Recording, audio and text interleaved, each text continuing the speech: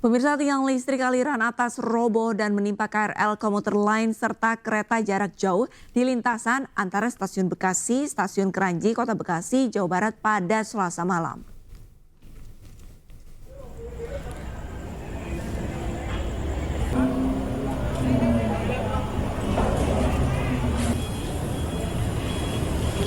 Ya, akibat kejadian ini perjalanan KRL komuter lain serta kereta api jarak jauh terganggu, pemirsa.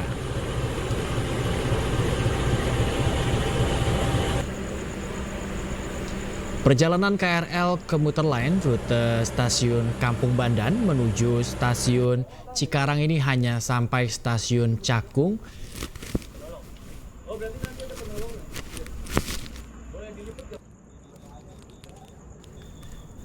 Ya pemirsa, kami ulangi, di pada perjalanan KRL komuter lain rute stasiun Kampung Bandan menuju stasiun Cikarang hanya sampai stasiun Cakung dan kembali ke stasiun Kampung Bandan.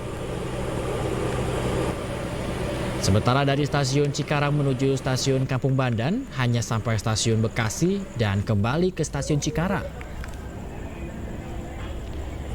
Kereta api Singosari tujuan Jakarta Blitar tertahan hingga 1 jam lebih di perlintasan yang berjarak hampir 500 meter dari stasiun Bekasi.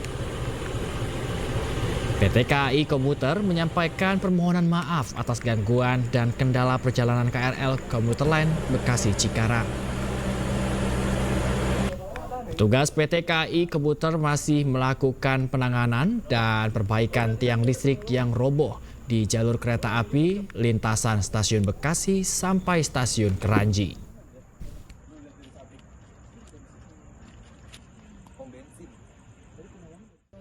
Oh, yang listrik KRL? Yang LA ya. Oh, KRL. jatuh apa Bang? Iya jatuh. Oh, roboh.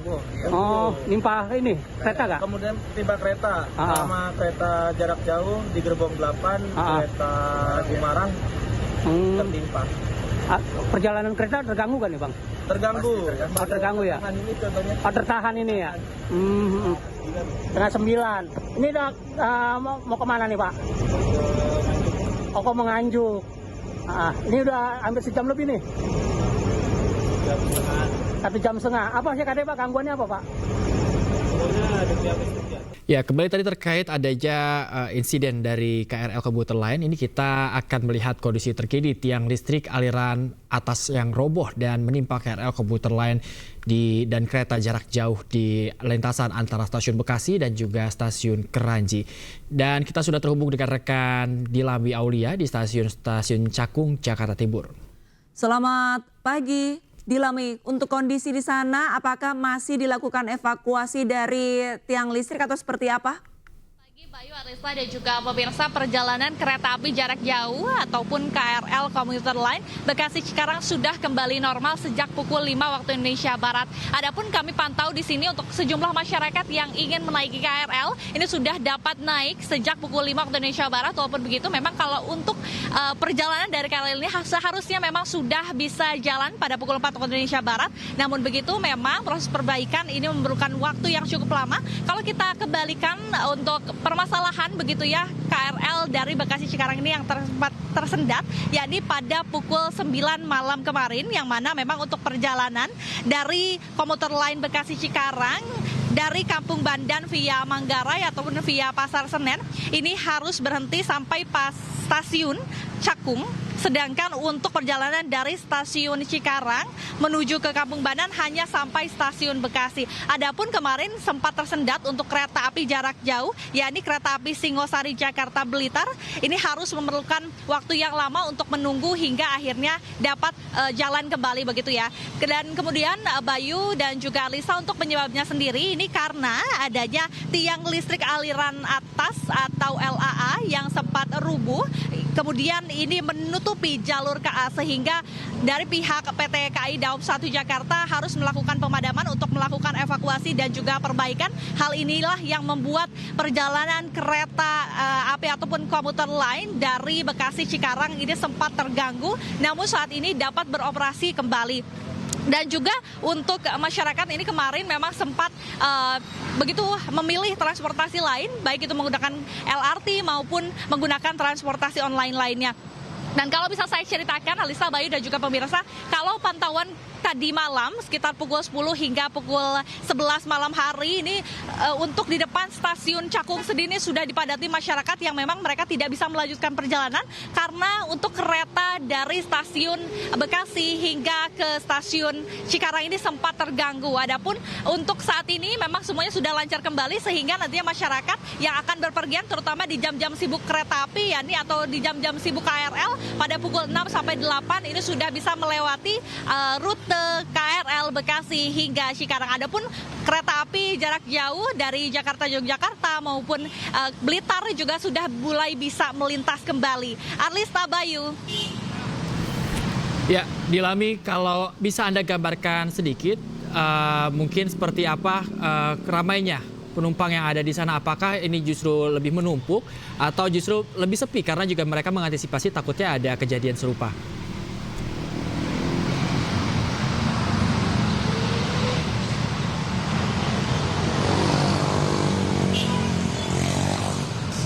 Baik, ya. Sepertinya ada gangguan komunikasi dengan rekan kami Dilami, dan selamat kembali bertugas Dilami. Kita ke informasi selanjutnya, pemirsa. Informasi selanjutnya yaitu seorang pengidap gangguan jiwa menyebabkan 2 mobil polisi mengalami kecelakaan. Ya, pengidap gangguan jiwa yang tengah dibawa dalam mobil polisi ini tiba-tiba mengamuk mengakibatkan 2 mobil polisi bertabrakan. Polisi ini. Oh, ini patah. Banyak patah yang mobil keren. Hampir mobil yang 2 mobil polisi bertabrakan adu banteng di Jalan Raya Serang, Pandeglang, Banten. Mobil dinas milik Satlantas Polres Pandeglang tabrakan dengan mobil dinas milik Polsek Cadasari. Yo, kecelakaan. Mobil polisi jeung mobil polisi yo. Cadasari yo. Jarang-jarang yo. Jarang-jarang ya kecelakaan doang kieu ya. Kecelakaan terjadi akibat ulah pengidap gangguan jiwa yang tengah dibawa di dalam mobil dinas Polsek Cadasari. Pria ODGJ tersebut mengamuk, mengganggu pengemudi hingga mobil hilang kendali. Dari arah berlawanan datang mobil Satlantas hingga keduanya bertabrakan. Pengemudi di kedua mobil dan penumpangnya luka ringan. Mobil melintang di tengah jalan mengakibatkan lalu lintas tempat terganggu. Dari Pandeglang, Banten, Iskandar Nasution, iNews melaporkan. Ya, sebuah gudang penyimpanan alat listrik di Kota Magelang, Jawa Tengah ini terbakar, pemirsa. Tidak ada korban jiwa, namun kerugian ditaksir mencapai ratusan juta rupiah.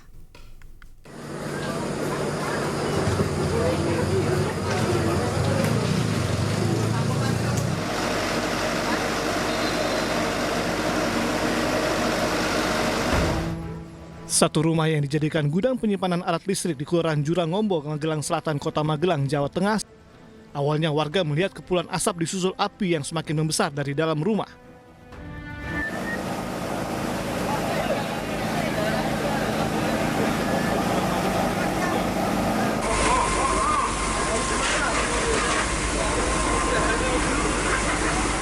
Petugas pemadam kebakaran yang menerjunkan 10 armada ke lokasi langsung berjibaku memadamkan api agar tidak meluas ke bangunan lain. Setelah 1 jam, api akhirnya berhasil dipadamkan. Belum diketahui penyebab terjadinya kebakaran ini. Sekitar jam 19 jam 7 malam, api diperkirakan belum tahu penyebabnya dalam lidik. Untuk petugas dari pemadam kebakaran dari Kota Madia maupun dari Kabupaten. Tidak ada korban jiwa dalam kebakaran ini, namun kerugian ditaksir mencapai ratusan juta rupiah. Dari Magelang, Jawa Tengah, Puji Hartono, iNews melaporkan. Pemirsa, nekat melaju kencang di jalan licin saat hujan deras mengguyur. Sebuah truk box yang kosong muatan menabrak truk tanah di kawasan Gambir, Jakarta Pusat pada Selasa malam. Ya, sementara di Labuan Batu Selatan, Sumatera Utara, remblong membuat sebuah truk tronton bermuatan 20 ton pupuk menabrak 3 minibus dan belasan motor. Situasi terkini di depan kantor. Petugas pemadam kebakaran mengevakuasi seorang sopir yang terjepit kabin truk usai mengalami kecelakaan di ruas jalan Zainul Arifin, Gambir, Jakarta Pusat. Petugas sempat kesulitan mengeluarkan korban dari dalam truk. Setelah berhasil dievakuasi, korban langsung dibawa ke rumah sakit. Kecelakaan bermula saat truk box yang dikendarai korban melaju kencang dari arah Duri Pulo menuju Gajah Mada. Melaju dengan kecepatan tinggi, membuat korban tak mampu mengendalikan kemudi saat melintas di jalan yang licin ketika hujan deras mengguyur. Akibatnya, truk box tanpa muatan menabrak truk tanah hingga terpental ke sisi kiri jalan. Ironisnya, melihat kondisi truk box yang rusak berat, pengemudi truk tanah justru terus melanjutkan perjalanan.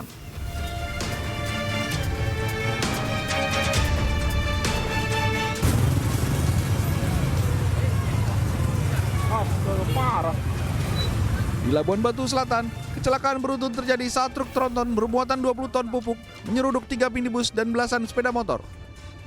Diduga, truk penyebab kecelakaan beruntun mengalami remblong. Tidak ada korban jiwa dalam kejadian ini. Tim Liputan iNews melaporkan. Ya, kita ke informasi lainnya pemirsa, sebuah laboratorium narkoba rahasia di salah satu villa di kawasan Jalan Cempaka Gading, Badung, Bali digerebek polisi. Dari penggerbekan, aparat mengamankan 4 orang yang sedang meracik narkoba.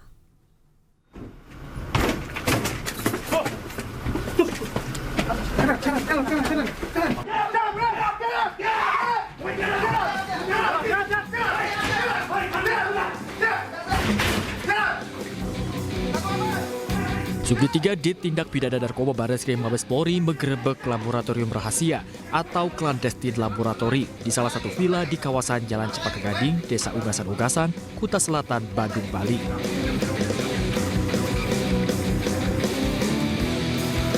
Para tersangka yang sedang meracik narkoba pun berupaya kabur, namun berhasil digagalkan.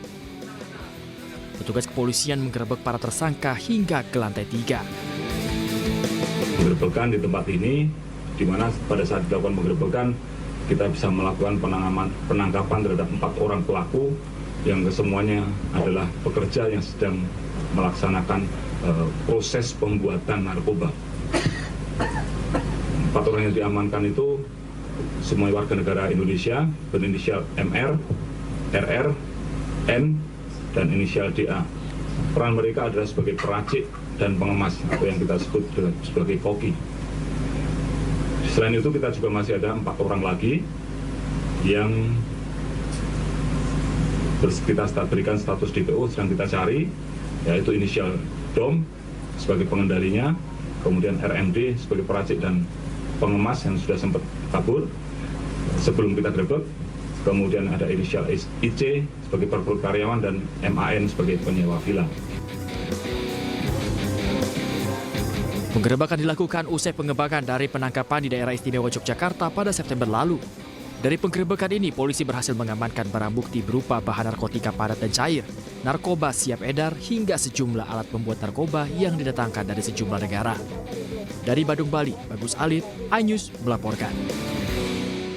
Pemirsa, Menteri Agama Republik Indonesia Nasaruddin Umar melakukan kunjungan ke Pondok Pesantren Darus Syifa Al-Fitroh Yaspida di Sukabumi, Jawa Barat. Pasca insiden longsor yang menewaskan santri, Menteri Agama menekankan terkait pentingnya pengawasan di lingkungan pondok pesantren.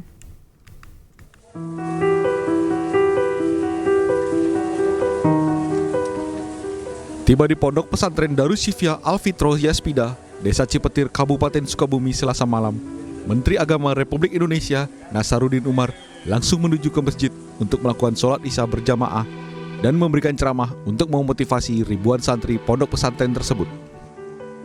Pasca insiden yang menimpa 9 santri di pondok pesantren ini, Menteri Agama memberikan dukungan dan berbelasungkawa atas insiden yang terjadi hingga menelan korban jiwa. Dalam kesempatan ini, Kementerian Agama melalui Badan Amil Zakat Nasional atau Basnas memberikan santunan kepada pondok pesantren dan keluarga korban. Untuk mencegah kejadian serupa kembali terjadi, Nasaruddin akan membentuk lembaga majelis masyayikh yang bertugas untuk mengawasi pondok pesantren. Perhatikan risiko, jadi manajemen risiko di pondok pesantren. Kami juga akan memberikan himbauan ya, karena pembangunan itu kadang-kadang tidak standar ya. Maka itu manajemen risiko pada mulai perencanaan pondok sampai nanti pada pelaksanaannya kita akan ikut mengawasi ya. Pihaknya juga menghimbau kepada pondok pesantren agar memperhatikan standar keamanan serta manajemen risiko bencana.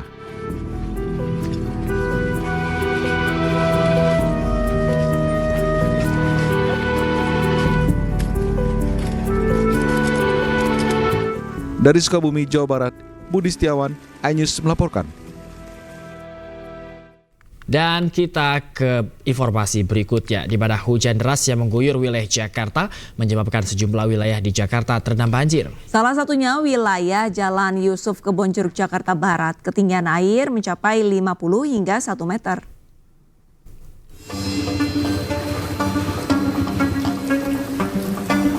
Banjir merendam pemukiman warga di Jalan Yusuf Kebonjeruk, Jakarta Barat. Banjir terjadi usai diguyur hujan deras sejak sore hari.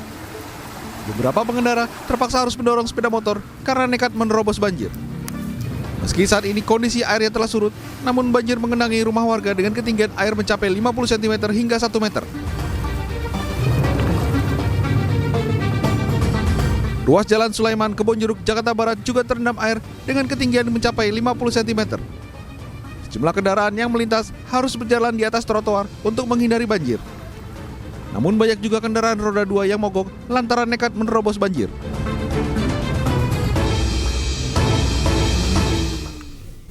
Akibat hujan deras mengakibatkan tebing setinggi 15 meter longsor dan menimpa rumah milik warga di Desa Pelipiran, Kecamatan Bruno, Purworejo, Jawa Tengah.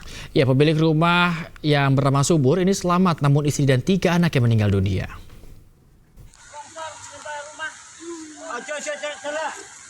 Mas, ojo nganu Mas, saya arep nutut Mas. Mak maju mrene wae Mas. Maju wae Mas. Longsor terjadi. Longsor terjadi dan menimpa rumah warga di Desa Pelipiran, Kecamatan Bruno, Purworejo, Jawa Tengah. Saat longsor terjadi, seorang warga bersama istri dan anaknya berada di dalam rumah. Pada saat kejadian, korban awalnya mendengar suara gemuruh dan pohon tumbang. Iki omah apa-apa? Omah gue Mas. Korban yang sempat keluar rumah untuk melihat kondisi di luar menyadari bahwa rumahnya telah terkena longsor. Melihat kondisi tersebut, korban sontak lari untuk menyelamatkan diri. Namun naas, istri dan ketiga anaknya tidak sempat menyelamatkan diri dan tertimbun tebing setinggi 15 meter disertai batu besar. Di Desa Pelipiran, Kecamatan Bruno, dengan titik kumpul. Untuk saat ini, posisi saat ini masih ada 4 korban yang belum bisa dievakuasi karena cuaca saat ini masih gerimis dan tanah masih turun terus. Untuk saat ini posisi lagi disterilkan. Akibat curah hujan yang tinggi, keempat korban hingga kini belum dapat dievakuasi. Sulitnya medan pencarian serta adanya batu besar juga membuat evakuasi membutuhkan bantuan alat berat. Dari Purworejo, Jawa Tengah, Johartoyo, iNews melaporkan. Pemirsa, dukungan terus berdatangan kepada pasangan calon gubernur dan wakil gubernur Jakarta nomor urut 1, Ridwan Kamil Suswono. Ya, kali ini pasangan Ridho mendapat dukungan penuh dari kalangan etnis Tionghoa untuk memimpin kota Jakarta 5 tahun ke depan. Sejumlah tokoh dan organisasi masyarakat Tionghoa mendeklarasikan dukungannya kepada pasangan calon gubernur dan wakil gubernur Jakarta, Ridwan Kamil Suswono, di Pancoran Pagoda Pik 2, Jakarta Utara. Dukungan yang terus mengalir di penghujung masa kampanye ini menjadi suntikan semangat bagi pasangan Ridho untuk memenangkan Pilkada Jakarta. Deklarasi ya dari belasan asosiasi komunitas-komunitas etnisitas yang ada di Jakarta. Ini sangat membesarkan hati karena artinya kami dalam sisa waktu ini akan dibersamai dengan segala bentuk dukungan untuk akhirnya meraih kemenangan. Kita ketahui banyak etnis Tionghoa yang mempunyai usaha. Nah, tentunya para pengusaha termasuk saya sendiri pribadi, kami mengharapkan pemerintahan yang sejalan dengan pemerintah pusat sehingga kebijakan-kebijakan bisa mendukung kami di tingkat daerah. Sementara itu, untuk mengawal pemenangan pasangan RK Suswono, Partai Golkar bersama Partai Koalisi Indonesia Maju atau KIMPLES kembali menggelar konsolidasi di posko pemenangan Ridho di Cikini, Jakarta Pusat.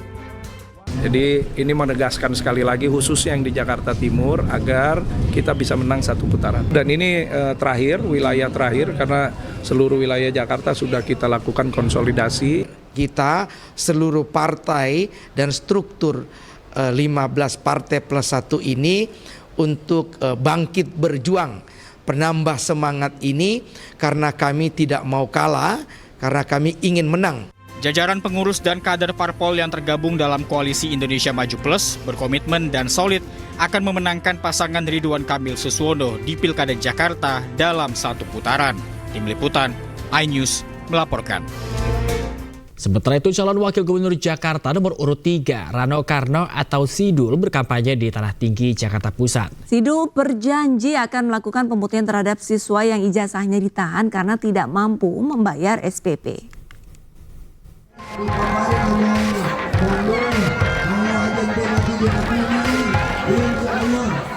Kehadiran Rano Karno di tengah warga Gang Muhammad Ali Tanah Tinggi Jakarta Pusat Selasa siang disambut riuh. Warga bersorak menyambut Rano karena mengidolakan Rano Karno yang juga aktor film Sidul anak sekolahan.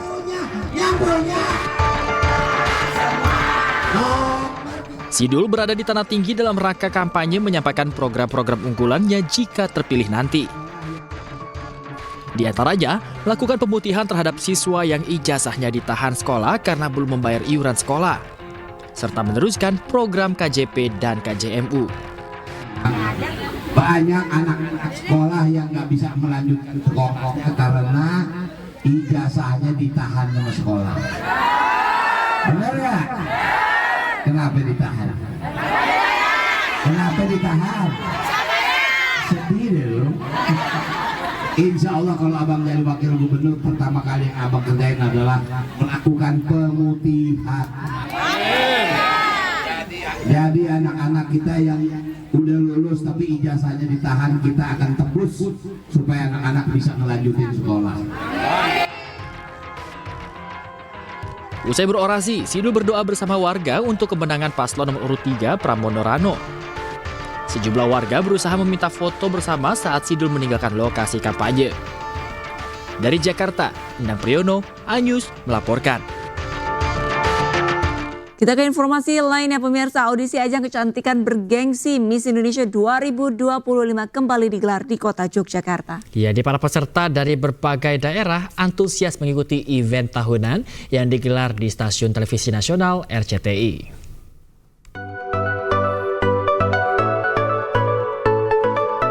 Setelah digelar di kota Surabaya, audisi Miss Indonesia 2025 kembali digelar di kota pelajar Yogyakarta. Puluhan peserta audisi antusias mengikuti salah satu ajang pencarian bakat paling bergengsi di Indonesia ini, dengan menunjukkan keanggunan dan keterampilannya agar bisa lolos ke tahap selanjutnya.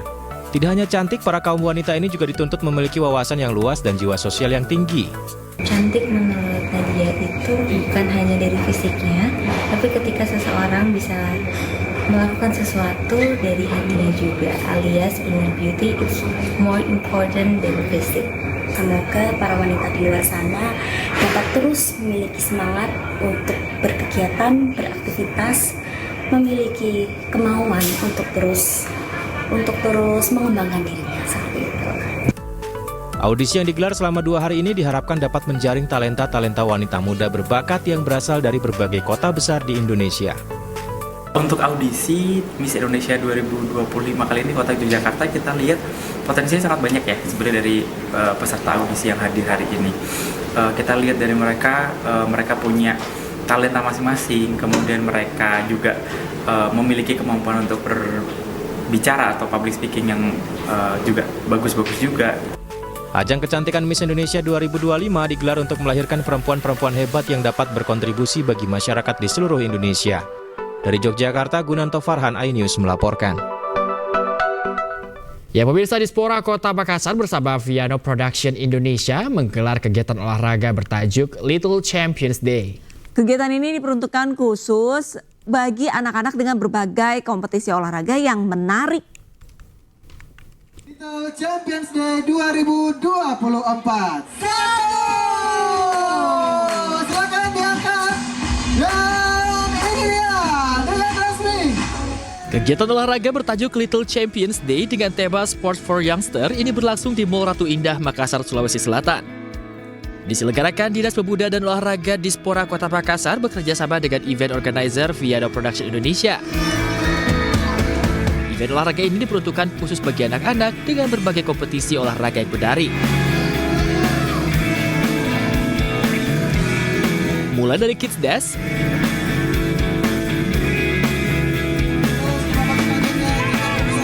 Ninja Warrior Comp, Speed Climbing,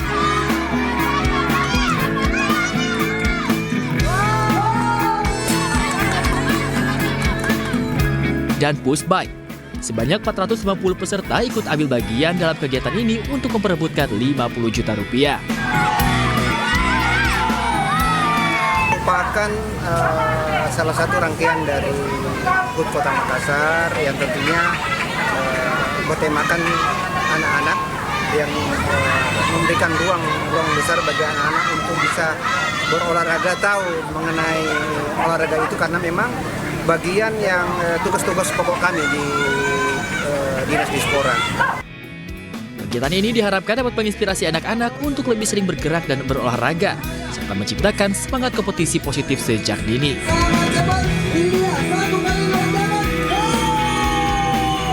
Ini kami memfokuskan event-event olahraga atau kejuaraan olahraga untuk anak-anak usia dini, yang kami berharap di mana dari kegiatan ini kita bisa memaksimalkan pembinaan olahraga di kalangan anak-anak kita, di anak-anak usia dini, dan juga bagaimana kita bisa merangsang atau menstimulan anak-anak usia dini untuk lebih meminati cabang-cabang olahraga yang ada di event ini.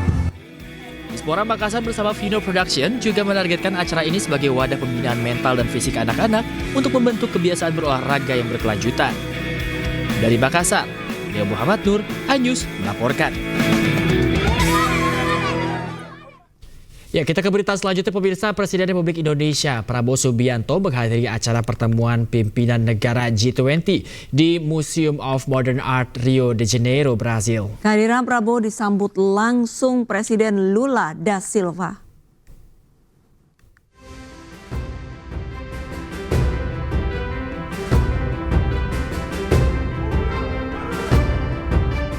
Presiden Republik Indonesia Prabowo Subianto tiba di Museum of Modern Art Rio de Janeiro, Brazil pada pukul 9:45 pagi waktu setempat.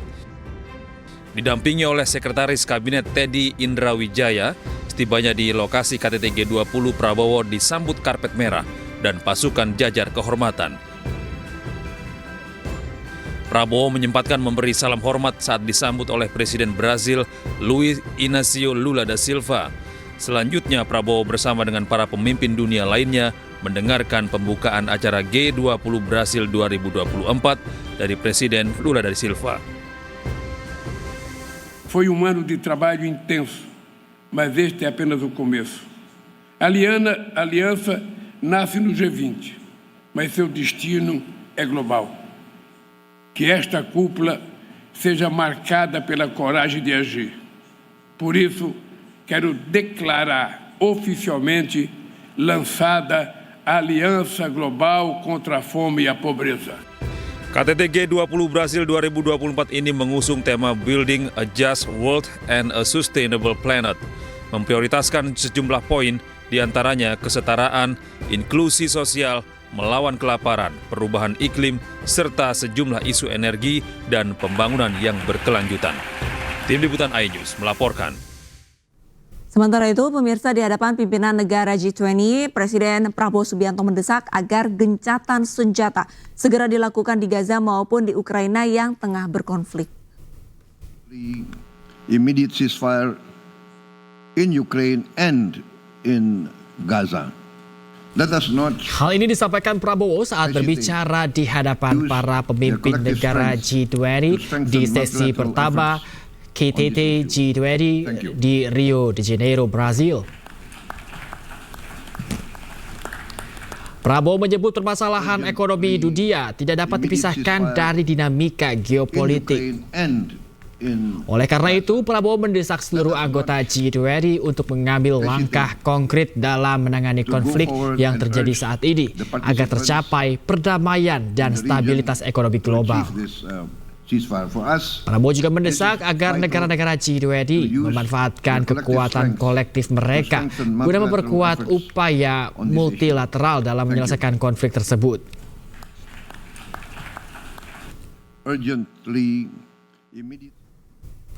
Presiden RI Prabowo Subianto melakukan pertemuan bilateral dengan Perdana Menteri India Narendra Modi di sela KTT G20.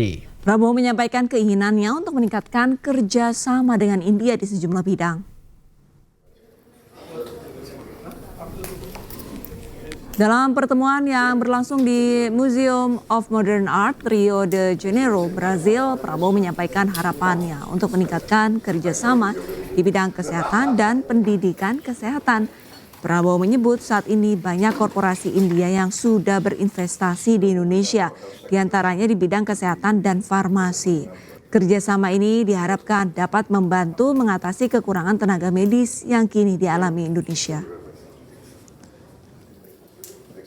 We hope we can increase the number of Indonesian students going to your institutes in India, and also to invite Indian professors, Indian teachers to teach in our because we have a vacuum, we have a shortage of 160,000 medical doctors, a shortage, and we can graduate only 8,000. Di sela-sela pertemuan KTT G20 di Rio de Janeiro, Brazil, Presiden Prabowo Subianto bertemu para pimpinan MIKTA. Iya, pertemuan ini sebagai bentuk kekompakan memperkuat kerjasama.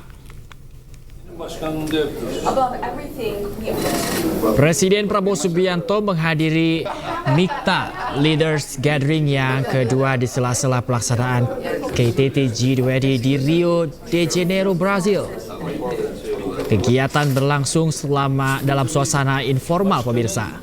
Diawali dengan sesi brief greeting antar pemimpin MIKTA, yaitu Meksiko, Indonesia, Republik Korea, Turki, dan Australia. Acara dilanjutkan dengan sesi foto bersama yang mencerminkan kekompakan dan solidaritas antar negara anggota MIKTA. Pertemuan MIKTA di KTT G20 berhasil menegaskan kembali peran forum ini sebagai wadah konsultasi untuk mendorong kerjasama yang inklusif dan responsif terhadap isu-isu global.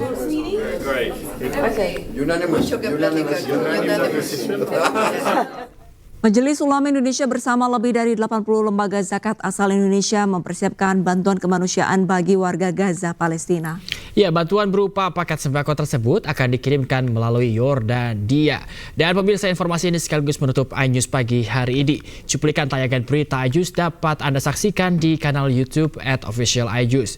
Mewakili kerabat kerja yang bertugas, saya Bayu Pradana. Dan saya Arlisa Hadi, pemirsa pamit undur diri. Terima kasih, selamat pagi dan sampai jumpa.